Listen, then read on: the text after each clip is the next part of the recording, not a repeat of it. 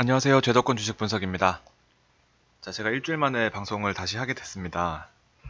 지난주 한 주 말씀드린 대로 이제 월, 화, 수, 목, 금 그리고 다음 주 이제 오늘 토요일이니까 다음 주 월요일까지도 술 저녁 약속이 있어서 아마 정말 바쁜 연말이 되고 있는 것 같습니다.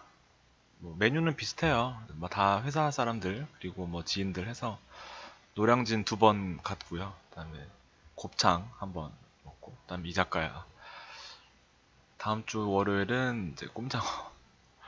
여러분들도 바쁘게 지내시는 것 같고, 바쁘다고 또 몸 잘 챙기시고요. 저도 한번 감기를 앓았어서 다들 아플 때 또 저는 쌩쌩한 것 같습니다.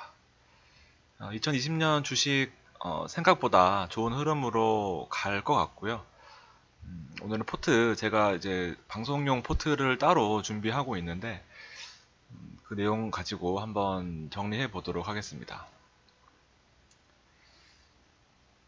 쉬는 동안 일단 지수가 2100대에 저는 사실 좀 처음에 예측을 했었고, 지난주 금요일 날 방송했던 내용 토대로 봤을 때 뭐 거의 100포인트가 올랐습니다.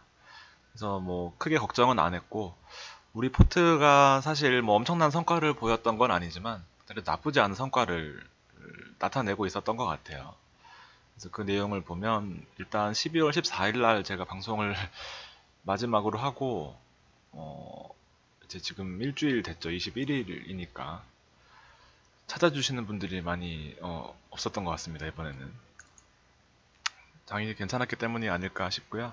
이때 말씀드렸던 게 이제 빅2 이벤트가 동시에 해결이 되면서 외국인들이 주도할 수 있는 시장, 업종 전체가 유기적으로 움직일 수 있는 시장일 때 가능성이 높아진다라고 말씀을 드렸습니다. 그래서 트럼프가 이때 뭐 어떤 이슈가 있었고 탑픽은 반도체였다라고 말씀드렸었네요. 기계, 화학, 철강, 경기 민감재로 주목을 하고 이때 말씀드렸던 게 뭐 카카오나 네이버, 롯데정보통신 같은 서비스 업종은 일단 서비스 업종이나 기타 금융 업종은 일단은 차익 실현을 해야 된다. 소비자 마찬가지로 한샘을 제외하고는 일단 차익 실현을 하자라는 부분이 있었습니다. 그래서 큰 폭의 급등락을 했어요. 정말 뭐 다행이겠지만 일단 큰 폭의 급등락보다는 완만한 장세에 대비하려고 했는데 일단 큰 폭의 급등을 했기 때문에 시장 자체는 긍정적이었다.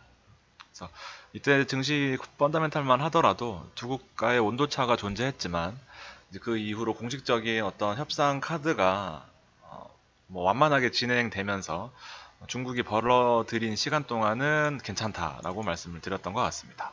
14일날 방송이 그대로 있으니까 아마 저도 생각이 나요. 일주일 전에 했던 말들이. 이벤트가 끝났고 수익 실현 후 이제 수익 난 종목들은 30% 이내로만 다시 재투자하자. 환율은 지켜보자. 라고 했습니다. 오늘은 종목 위주로 보고요. 시장 그리고 다음 주 아마 다음 주는 좀 조용하겠죠. 저희만 해도 뭐 거의 증시를 볼 시간이 없을 것 같고요. 기관 외국인들 마찬가지입니다. 연말에는 좀 조용한 분위기에 테마주나 이제 좀 급등락주 위주로 시장이 움직이기 때문에 여러분들도 좀 편하게 보시는 게 도움이 되실 것 같습니다. 그래서 오늘은 종목 위주로 보고 내일은 다음 주 시장 위주, 그 다음에 2020년도를 준비해야 되는데 시간이 날지 모르겠습니다. 크리스마스도 있죠. 아무튼 자, 지난 방송 토대로 한번 말씀을 드리면 일단은 저의 장점답게 방향성은 잘 잡아드린 것 같습니다. 이때 봤던 것들이 이제 순매수 유입 강도, 소비재 업종이 지지난주에 들어왔었는데 이게 왜 빠져있지? 지지난주에 소비재가 유입이 됐었고, 그러니까 오르기 직전에 처음으로 외국인이 들어왔을 때 소비재 들어왔었던 거 말씀드렸죠.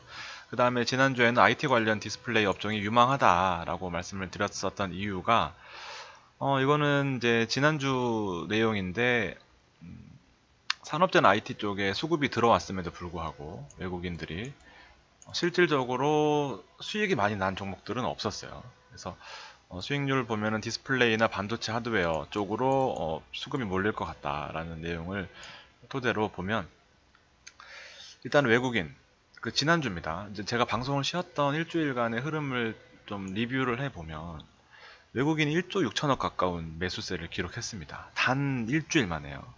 단 5일, 단 6일 만에죠. 영업일로 따지면. 그래서 기관은 이제 서포트하고 있는 모습이고, 개인 이거 보세요. 이게 시장의 분위기가 저만 해도 그래요. 원래 같았으면은 이제 빅2 이벤트가 끝나고 기대 언덕이 사라져 있던 시점에서는 포지션을 대폭 축소하고 어떤 이제 다음을 대비해야 된다라고 말씀드렸겠지만, 이게 사실 이벤트가 끝났지만 어떻게 보면은 더 큰 이벤트가 있는 거죠. 앞으로 더 경제가 더 좋아지고, 미국은 계속해서 호황이고, 미국 증시는 이번에 안 가져왔지만 호황이고, 그리고 협상 카드가 완전히 끝난 게 아니라서 앞으로도 계속해서 이벤트가 남아있는 이제 그런 상황이 되는 거죠. 근데 이제 개인으로서는 이 시장을 연말이고 좀 조용할 거야.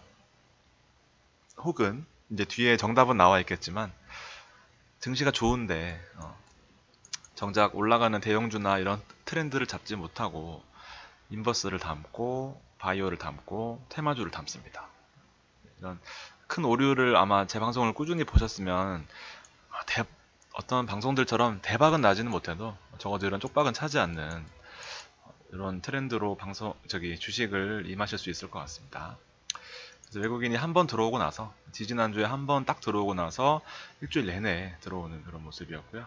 지난 금요일도 좋은 모습으로 마감을 했고, 상대적으로 개인은 더 큰 매도세를 기록을 했습니다. 시장 큰 틀을 잡아드렸던 거는 일단 방향성은 맞았고요. 보시면 이제 12월 달에 한 달의 수급 추이입니다. 파란색이 개인, 그리고 이제 빨간색이 외국인이고요. 보시면은 딱 시점이 이래요. 우리 이제 12월 10날 FMC 이벤트 있었고요. 그 다음에 15일날 미중 무역 협상 관련된 이벤트 있었어요. 미중 무역 협상 FMC. 아무튼 이 이벤트를 기점으로 끝으로 보느냐, 개인들은 이거를 끝점으로 봤고요. 외국인과 기관들은 이걸 시작점으로 봤습니다.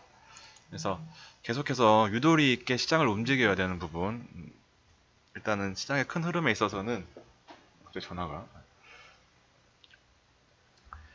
시장의 큰 흐름에 있어서는 일단 방향성 잡는 방법은 아마 여러분들도 어느 정도, 딱 정답은 없겠지만 어느 정도 감은 있으실 거다라고 생각이 드는 그런 부분입니다.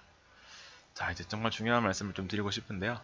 결과적으로 주도 업종입니다. 외국인이 들어오는 거를 힌트를 줬었죠. 달러 환율, 오늘 뭐 빠졌지만 달러 환율이 급락하면서 지수가, 혹은 금요일 외국인 수급이, 지지난주 금요일 외국인 수급이 딱 들어왔습니다. 한 달 내내 빼다가 딱 들어왔던 요 시점에 소비자 업종을 가지고 들어왔죠. 그 다음에 그 다음 주 업종 수급을 봤더니 IT 반도체 디스플레이가 수급 상위에 올라와 있었습니다. 이 내용을 보면 일단 외국인들은 한번 수급이 들어오면 유지된다라는 부분 말씀드렸었죠. 기간은 달라요. 기간은 한 번 들어오고 한 번 빠지고, 인버스 샀다가 뭐 공매 치고 난리도 아닙니다. 그래서 늘 지저분해요, 플레이가. 돈만 벌면 그만이니까. 근데 마찬가지로 외국인도 돈만 벌면 그만이지만 달러 환율이 엮여 있기 때문에 꼭 100%는 아니지만 거의 달러 환율이 빠지면서 지수가 올라오는, 그러면서 수급이 IT 반도체, 그 다음에 서비스 업종, 그 다음에 나머지 경기 민감주, 그 다음에 이제 나머지로 어떤 수익 실현을 하고 난 시점부터는 이제 개인이 이 사이클을 받는 거죠. 그러면 이제 외국인들은 이걸 토대로 팔고 나가면서 달러가 다시 급등하는 이런 사이클이 있습니다. 한 사이클이. 그래서 보시면은 삼성전자 하이닉스는 일단 우리의 영역이 아닙니다. 힘들어요. 지금 타이밍 맞추기가 정말 힘들고요. 예전처럼 그냥 버티기 하기도 힘든 시점이라고 봤을 때, 자, 일단 전기 포스코는 포스코도 있었죠. 참, 포스코 있었고, 추천주 중에 DB하이텍 오늘 뒤에는 빠졌지만, 왜냐면 제가 이때 한번 급등 하고 나서는 매도 의견을 드렸었는데 그 이후로도 계속 올랐어요. 근데 이건 사실상 제가 매도 물론 한 20% 넘게 수익이 나오고 나서 매도 의견을 드렸지만 그 이후로도 계속 올랐었는데, 저는 매도 의견을 드렸기 때문에 추가적으로 뒤에 제 자랑을 하진 않았습니다. 아무튼 네이버 NC소프트 있지만, 뒤에 보시면은 서진 시스템부터 시작해서 LG화학 있죠. LG화학 있고, 삼성 엔지니어링, 그 다음에 LG전자, 코스닥도 있고, 삼성바이오로직스와 셀트리온이 있어야 되는데 셀트리온이 카카오, 물산이 있고요. 아, 셀트리온은 기관이 올렸네요. 자, 그다음 뒤에 기관이 주도한 업종을 보시면 단연 눈에 띄는 게 셀트리온입니다. 우리 그때 실방할 때 이제 우리 구독자분 중에서 셀트리온 이제 보유하고 계셔가지고 제가 다음 주 대형주는 바이오 중에서는 셀트리온밖에 없다라고 이제 말씀드렸었던 기억이 있습니다. 셀트리온이 일단 기간 수급 상위에 올라 있고요. 나머지는 물산, 그다음에 SDI, 젠백스 있고 삼바와 셀트리온, 그다음에 포스코, 강원랜드 있네요. 강원랜드 있고 한전과 SK이노베이션까지 이렇게 있습니다. 그래서 이 주도하는 종목과 업종들이 사실 뭐 나머지 이렇게 튀는 애들은 조금 사실 예측 바뀌고요. 종목을 자체를 놓고 보면은 어느 정도의 묶어서 사이즈별로 이렇게 갖는 것을 알 수가 있습니다. 자, 그리고 셀트리온이죠. 셀트리온은 우리 일주일 전에 방송했으니까 한 요쯤 되겠네요. 걱정을 많이 하셔가지고 저도 개인적으로는 이번에 아주 기대를 크게 했습니다. 펀드가 아무리 우량한 펀드라도 바이오만 담을 수 없고 뭐 IT만 담을 수 없고 뭐 한 종목에 몰빵할 수는 없잖아요. 종목 비중에 제한이 있기 때문에. 그래서 여러 가지를 놓고 봤을 때 그동안 많이 빠졌던 바이오 잡주를 담겠느냐, 펀드가 장은 올라오는데 셀트리온이나 삼바 같은 대형주를 담겠느냐라는 그 차이점에 있어서는 어느 정도 예측이 가능했던 그런 부분인 것 같습니다. 상대적으로 개인은 정말 이렇게 하시면 안 됩니다. 당연히 뭐 순매도에 외국인과 기관의 정반대의 이 물건들이 다 올라와 있어요. 종목들이. 삼성전자, 하이닉스부터 시작해서 물산, 네이버, 셀트리온 뭐 다 있죠. 근데 중요한 거는 저 이거 두 개 사실 뭔지 몰랐어요. 인버스도 그렇고요. 인버스는 뭐 종목을 모른다는 게 아니라 깜짝 놀랐습니다. 브릿지 바이오 테라퓨틱, 매드팩토, 매드랑 뭐 바이오 테라퓨틱 있는 거 보면은 일단 바이오 같고요. 인버스 있고 갑자기 기아차 있습니다. 그리고 DB손해보험 같은 이제 금융 보험업 경기 방어주거든요. 시장이 안 오를 때 사야 되는 메리츠 종금, 맥쿼리 인프라 배당을 많이 준다고 맥쿼리 인프라를 샀나요? ABL 바이오, 상상인 하여튼 지저분한 기업들은 다 가지고 있어요. 지금 보면 코미팜 마찬가지고요. 필록스도 정말 지저분한 종목이거든요. 남선 알루미늄은 대표적인 잡주고요. 지금 현재로서 에스모는 뭐 말할 것도 없고요. 배당주로 옛날에 제가 1년 전에 배당주의 아버지 효성을 다뤄드리면서 엄청 많이 올랐던 기억이 있습니다. 아마 또 어떤 무조건 연말이라고 배당주라고 추천했던 이제 그런 세력이 있지 않을까 생각이 개인적으로 좀 들고요. 그래서 제가 앞에 이제 두 가지 여기 있는 외국인 개인 상위 1, 2위에 있는 인버스 제외하고 상장주였습니다. 신규 상장주 브릿지 바이오 테라퓨틱스 시작하자마자 64,500원 찍고 뭐 한 20% 넘게 하락하면서 끝났네요. 바이오 잡주 중에서도 상장 테마 잡주입니다. 이거 정말 신기한 종목이고요. 내용을 봤더니 무슨 또 폐암, 표적, 항암 후보 물질을 또 임상을 준비하고 있다라는 그런 내용입니다. 제발 이런 것 좀 하지 마셨으면 좋겠습니다. 시작하자마자 위로 한번 올리는 척 하면서 하루 종일 뺐어요. 이거는 정말 연말에 가장 큰 재앙이 아닐까 생각됩니다. 너무 걱정되는 부분이죠. 이런 것들은. 주식시장 자체에 신물이 날 거고요.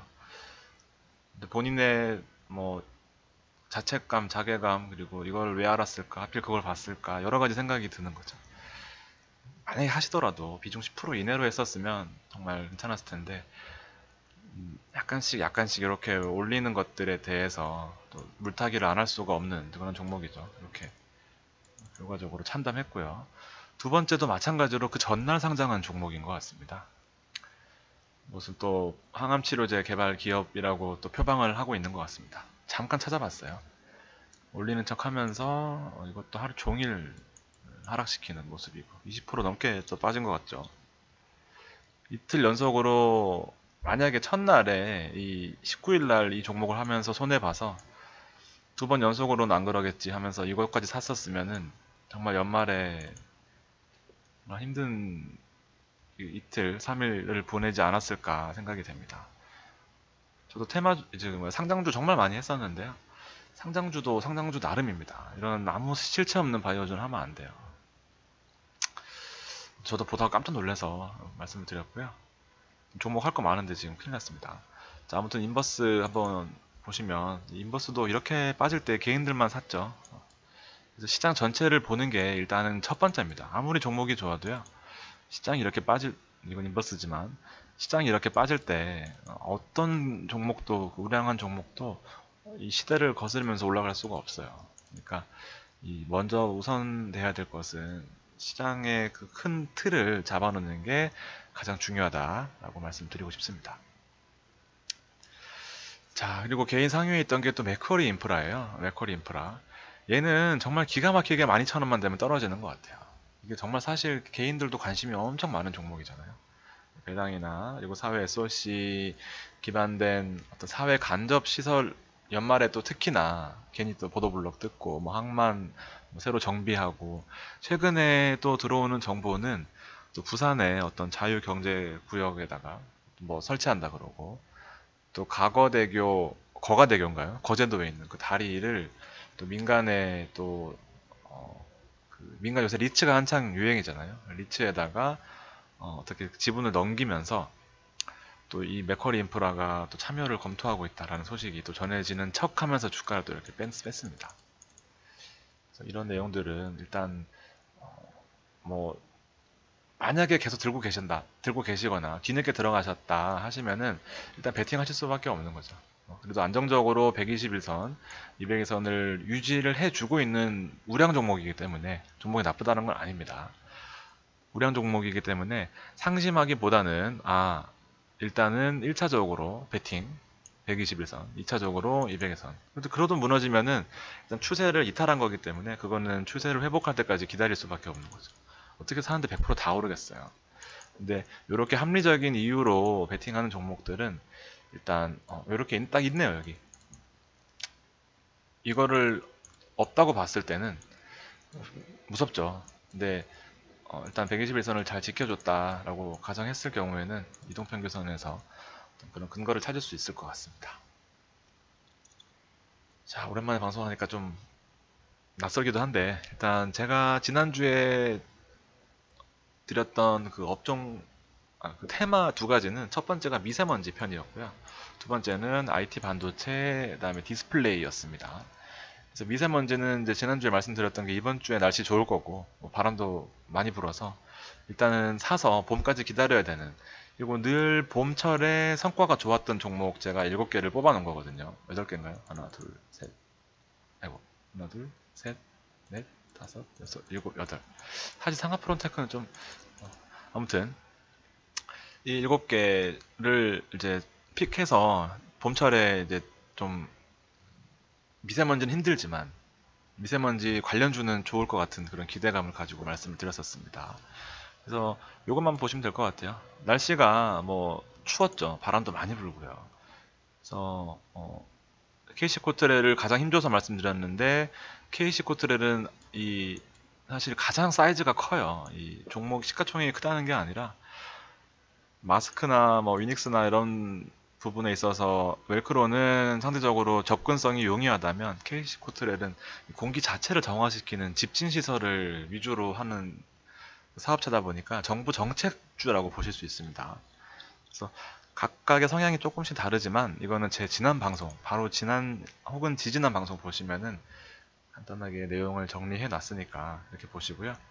아무튼 한 번 더 미세먼지가 또 역할을 하겠죠. 그러면은 관련된 종목들 어떻게 움직이는지 한번 보도록 하겠습니다. 영업이익도 괜찮고요. 매출액도 완만하게 다 증가하고 있는 그런 회사들입니다.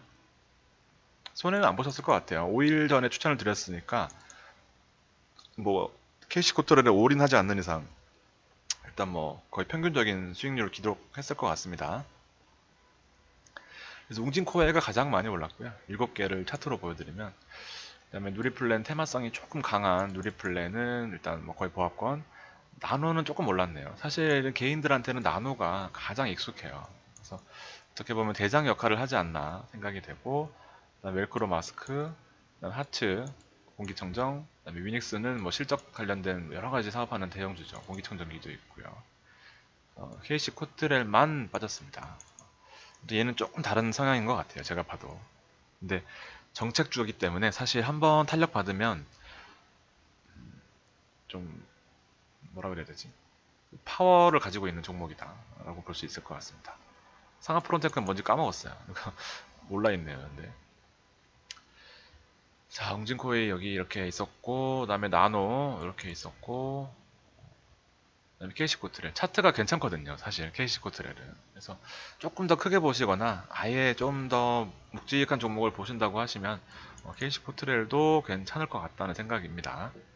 그래서 이렇게 한 정도 해주시고, 자, 이제 주력 종목 편입니다. 이제 제가 말씀드렸던 주력 종목들이 어떻게 움직였나 일주일 전 대비해서 보시면, 일단 가장 큰 탑픽이 SK 이노베이션이죠. 이게 제일 많이 올라와서 가져온 게 아니라 참 마음고생 하시는 분들 많이 계실 것 같습니다. 그래서 손절을 했다면, 만약에 제가 또 죄송합니다 하면서 이 주요 지지선을 무너뜨렸네요 하면서 손절했다면 정말 공공의 적이 되었을 것 같습니다. 근데 다행히도 저는 2020년 3월달까지의 어떤 얄팍한 그 믿음 때문에 일단 보유하는 의견을 좀 드렸었고요.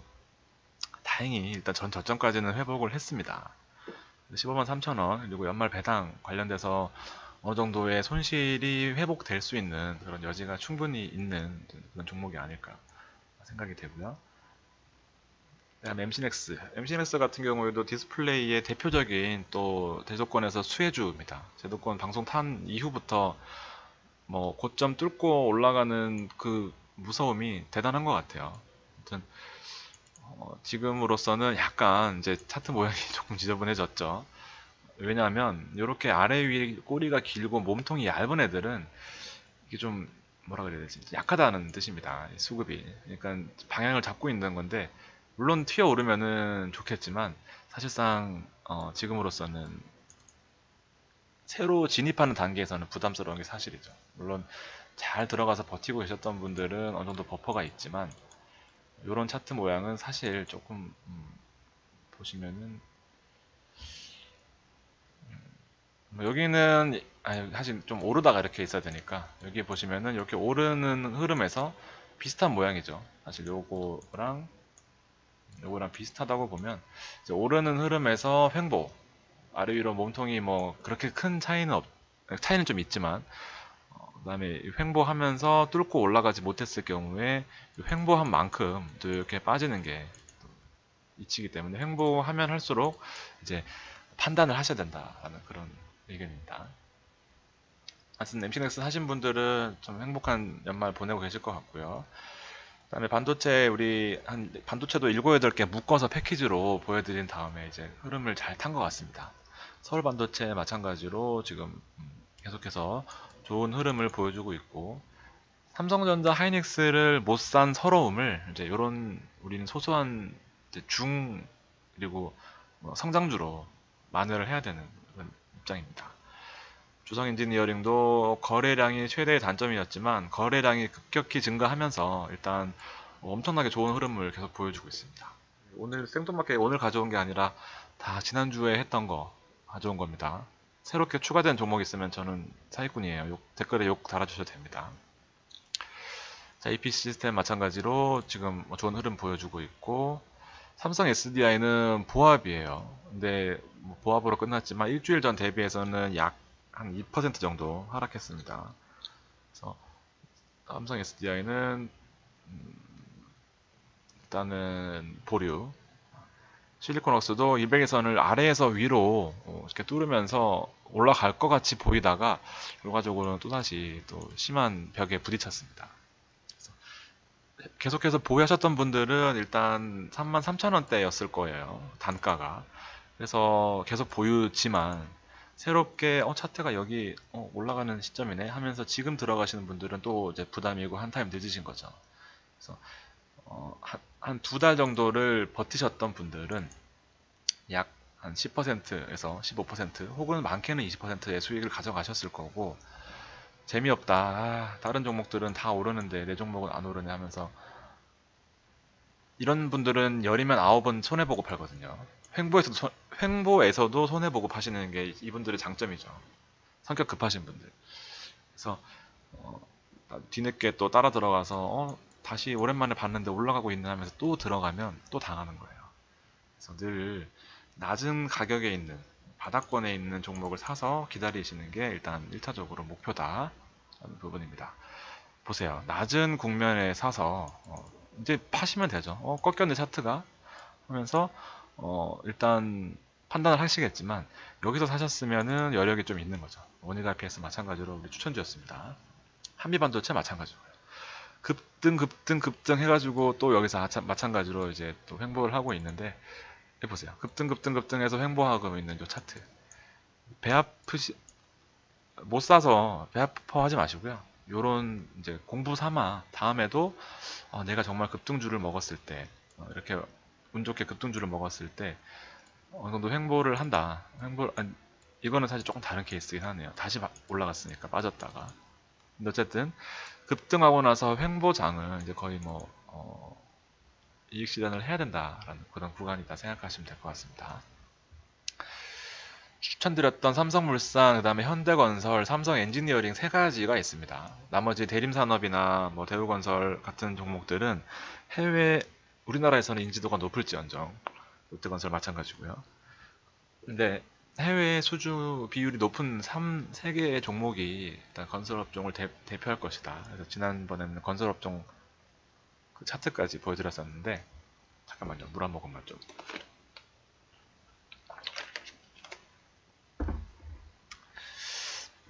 아무튼 삼성물산이 또 폭발하는 그런 흐름을 보여줬고요. 딱 일주일 전에 말씀드렸기 때문에 얘도 아마 손해보신 분 한 분도 안 계셔야지 정상입니다. 삼성 엔지니어링은 이게 언제였는지 여기 아니면 여기는 아닐 것 같아요. 금, 목, 수, 화, 월. 아이고 사자마자 빠졌을 수도 있겠네요. 근데 삼성 엔지니어링은 사실상 여기서 추천드린 게 아니라 여기서 추천드렸었거든요. 우리 17,000원이었습니다. 이거는 삼성 엔지니어링은 일단 계속해서 저는 보유 의견입니다. 이거는 흔들리지 마시고 계속해서 앞으로 만원대를 보기 힘들지 않을까 생각이 듭니다. 워낙 앞으로가 유망한 종목이고요. 자, LG화학, 우리 화학주, 기계주, 그다음에 반도체 IT, 경기 민감주가 대표적으로 시장을 주도할 것이다 했는데 역시나 LG화학이 31만 4천원까지 또 올라와 주면서 우리 애증에 33만원을 목표로 하고 있습니다. 얘는 지금 들어가도 33만원은 될 것 같아요. 근데 뭐한 3%, 4% 정도 보실 거면은 들어가셔도 될 것 같습니다. 상대적으로 카카오나 네이버, 롯데정보통신은 이제 서비스 업종 이다 보니까 일단 시장을 첫 번째로 주도하기에는 사이즈가 좀 작아요. 그래서 매도 의견을 그때 드렸었고 다행히 뭐 빠지지도 않고 오르지도 않은 좋은 모습입니다. 이거는 다시 한번 힘을 비축해서 올라갈 수 있는 그런 모습이고 마찬가지로 보세요. 인시소프트 서비스 업종은 1차적으로 시장을 주도하기는 힘들어요. 이것도 서비스 업종이거든요. 카카오, 네이버 대세 상승 시장이 100포인트 가까이 올랐지만 인시소프트는 이런 흐름이었다. 공부되셨으면 좋겠습니다. 상대적으로 금요일날 네이버는 좀 올랐는데 이건 개별적인 이슈가 있어서 올랐던 거고요. 스튜디오 드래곤도 이제는 안 하고 싶지만 아마 여러분들도 많이 가지고 계신 것 같아서 일단 미뱅선을 잘 지켜주고 있으니까 계속해서 저도 지켜보겠습니다. 한샘 있고요. 한샘도 우리 또 애증의 한샘이 될 것 같은 또 불길한 예감인데 일단 현금으로 한 400억 정도에 산 건물을 1000억 가까이에 매도하면서 800억에서 1000억 사이라고 들었습니다. 그래서 그 현금을 가지고 재무수지가 대폭 개선되거나 혹은 재투자 관련돼서 검토 단계라고 합니다. 앞으로가 기대되고 재무제표상으로 아주 좋은 모습을 보여줄 거기 때문에 일단 이번 흐름 한번 타면 좋은 모습 보일 것 같아요. 정 살 거 없으시다 하시는 분은 참고하세요. 저 다른 말씀 안 드리겠습니다. 현대차는 뭐 올라오는 거는 참 반가운 일이긴 한데 참 잘 안 가네요. 현대차 같은 경우는. 자, HLB가 사실 참 우리 또 구독자분들 중에서도 HLB 가지고 계신 분 정말 많으실 것 같은데요. 자, 저 개인적으로는 이제 연말과 내년 초까지 해서 좀 좋게 보고 있습니다. 이 HLB가 또 요 차트 모양이 사실 개인적으로 제가 제일 좋아하는 차트 모양이거든요. 정말 죽을 것 같이 빠지면서 이 개인들의 물량을 다 털어내요. 이게 사실 버티기가 20만원 가던 게 10만원도 사실 정말 어떻게 4만원에 샀었어도 20만원 갔다가 10만원 가면 손해본 느낌이잖아요. 엄청나게 손해본 느낌이에요, 아마. 근데 20만원에 사신 분은 10만원까지 버티기는 거의 지옥입니다, 지옥. 그래서 이 개인들이 차라리 빠지면은 못 팔아요. 근데 빠지지도 않고 올라가지도 않고 맨날 마이너스 반토막에 맨날 마이너스 40% 50%면은 이게 지칩니다. 그러면서 한두 개 다른 종목이 튀어 올라주면 얘를 팔고 다른 종목으로 가거든요. 근데 그 딱 시점이 머지 않은 것 같습니다. 이제 개인들 물량 털어내는 거 보면 정말 심상치 않아요. 그래서 저는 뭐 그냥 딱 눈 딱 감고 3월 정도까지 보유를 해볼 생각입니다. 근거는 이 대차장고를 보시면 다 해먹었다는 뜻이에요. 이제 공매도도 없습니다. 대차장고 급격하게 줄어들고 종목 이 주가 자체도 급격하게 떨어지고 있어요. 정말 깨끗한 상태로 거의 자연인 수준입니다. 1700만 주 가던 1700만 주까지 가던 이 대차장고가 오랜만에 하니까 말이 되게 빨라집니다. 내용이 많을 땐 꼭 이러더라고요. 1400만 주까지 떨어졌습니다. 300만 주 곱하기 주가 10만원만 해도 엄청나죠. 그렇기 때문에 요 두 개 다 낮은 국면에 있다라는 그 얘기는 셀트리온, 우리 대표적인 이제 피해자, 대차장고 공매도의 대표적인 피해자를 보시면 이거를 잘못 가져왔네. 더 있는데 앞에. 아무튼 여기만 해도 보셔도 비슷하죠. 여기까지 놓고 보면 비슷한 흐름입니다. 주가 대차장고 바닥까지 떨어지고 주가도 바닥까지 떨어지면서 자연인 상태로 왔을 때 이렇게 시장이 급등하는 그런 모습입니다. 대차장고죠, 이건 또. 그러니까 요런 한 타이밍이 또 있을 것 같다는 라는 생각이에요. 그래서 요 HLB를 보고 나서 드는 생각은 일단 저는 그렇게 말씀을 좀 드리고 싶습니다. 괜찮죠? 이런 논리가 있으면. 그리고 HLB가 제가 워낙 또 좋아하던 종목이고 애증의 종목이에요. 근데 그 팔아야 될 때 여러분들이 못 팔고 또 제가 팔아야 된다라는 의견 때 안티가 워낙 많았어가지고 저도 사실 제 정체성을 잃어버렸어요. 전 정말 좋아하는 종목이고 정말 HLB 때문에 제 방송이 흥했는데 그 안티 때문에 이게 사실 빠졌으면 좋겠다는 생각도 들었다가 이거 아닌데 좋은 종목인데 하면서 매일 한 번씩 기웃거리고. 근데 개인적으로는 이제 힘드신 분들 많으실 텐데 이 물량 털이 요거 하는 거 이게 제일 무서운 거거든요. 이런 하락하고 나서 이 바닥 기는 거 이게 정말 사람 죽이는 거거든요. 하락하고 나서 바닥 길 때. 요 있네요, 여기 딱. 바닥 길 때 못 참거든요, 개인들은. 네, 이런 걸 참아줘야 또 다음 한 번 타이밍이 오는 겁니다. 오늘 종목 좀 몇 가지 포인트가 있는 것 같습니다. 그래서 마지막으로 이 포트를 제가 방송용으로 준비해 두고 있는 포트입니다. 여기 701, 702, 703, 704까지 있는데 704가 미세먼지예요. 703인가? 둘 중에 하나입니다. 그래서 요 뒤에 현대차를 현대차라고 잘못했네. 여기 서진 시스템 기점으로 여기는 이제 예전에 방송했던 그리고 관심 종목에 있던 여기 없는 종목들은 이제 제가 빼먹은 게 아니라 이제 한 번 다 해먹고 나온 것들이기 때문에 일단 왜 지난번에 했던 종목들은 없니? 물론 올랐던 것도 있고 빠졌던 것도 있겠죠. 올랐던 게 많고 빠졌던 건 사실 그렇게 많지는 않은 것 같아요. 그렇지만 여기에 있는 게 이제 주력으로 보고 있는 거, 그다음에 여기 밑에 있는 것들은 옛날에도 봤고 지금도 보고 관심 있는 종목들. 그래서 5일 전 대비가 중요합니다. 이게 5일 전 대비해서 빠지고 있는 종목들은 지금 일단 수급이 문제가 있다라는 내용이라서 5일 전 대비해서 오르고 있는 게 대표적으로 두 자릿수가 이 서진 시스템이네요. 5G 관련된 거는 제가 간과했어요. 이게 또 한동안 쉬었는데 다시 올라가고 있는 5G. 그리고 우리 한미반도체 많이 올랐죠. 빠져있는 종목들은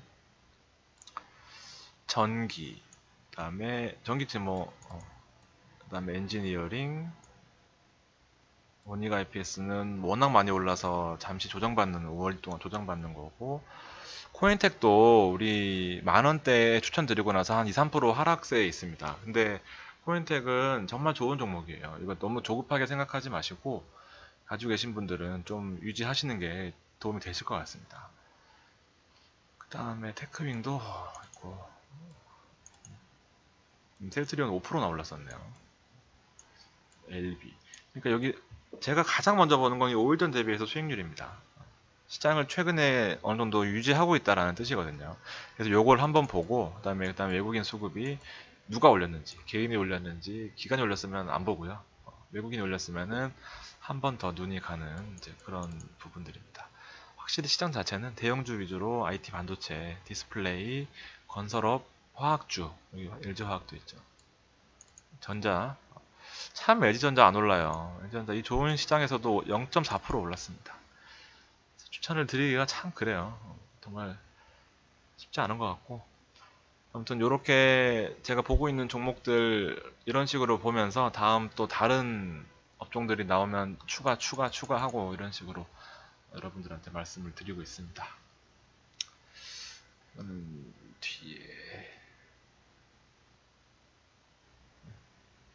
뒤에 방송은 이제 지난 방송들인데요. 아무튼 디스플레이도 그렇죠. LG 디스플레이 사실은 원탑픽이었습니다. 가장 중요한 이제 기간 손매매, 외국인은 조금 덜 들어오긴 했지만, 원익 IPS 이 보세요. 외국인이 빠져있던 것들은 확실히 시장의 흐름을 받지는 못했네요. 한전도 거의 28,000원에서 계속 망설이고 있는 거. 그쵸. 제가 보는 업종들 자체는 다 외국인들이 많이 샀네요. 지금 보시면 KB금융, KB금융도 한때 우리 정말 최고의 수혜주였거든요. 근데 어느 순간 49,000원까지 올라왔어요. 그래서 외국인들이 뭘 사고 있는지 잘 보시면서 이제 그렇게 방향 잡으면 될 것 같습니다. 아우 머리야. 자, 오늘 방송 여기까지 준비했고요. 내일 또 좋은 내용으로 다음 주를 준비해 볼 수 있도록 준비하겠습니다. 자, 여러분 긴 시간 들어주셔서 감사합니다.